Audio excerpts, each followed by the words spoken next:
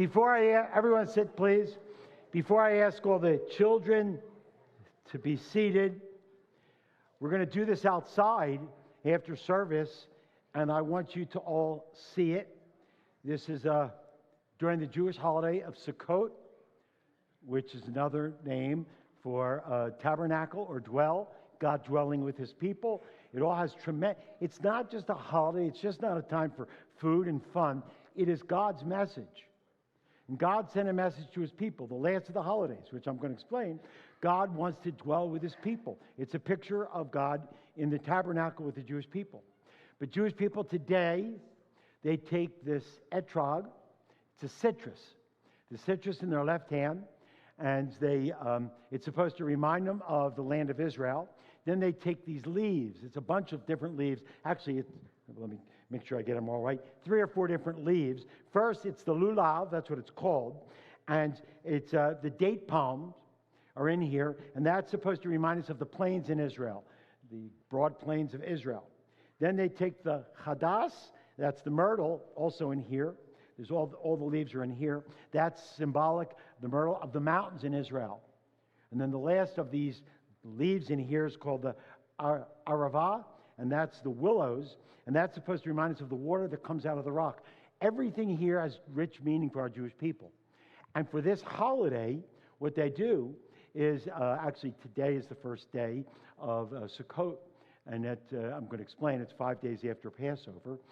We built the sukkah this morning. Normally, Jewish people build the sukkah the day after Yom Kippur. Yom Kippur was Monday, and so Tuesday they would have built that Sukkot.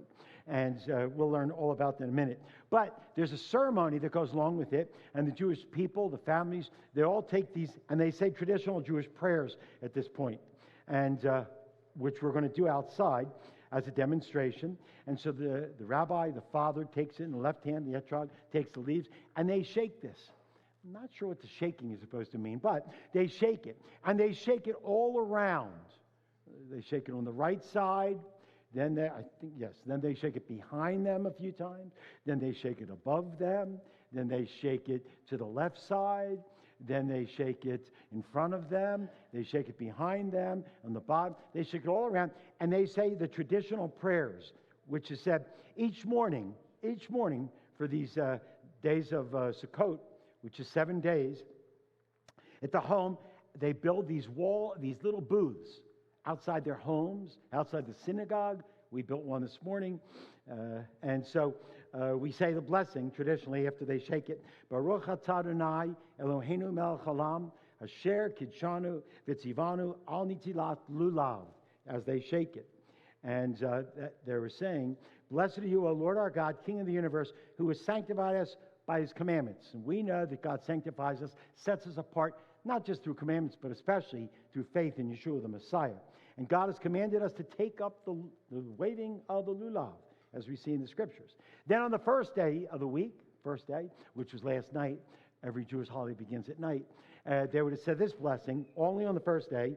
It's Baruch atah Adonai Eloheinu melech haolam shehechiyanu v'kiyimanu v'hekiyanu lazman haseh.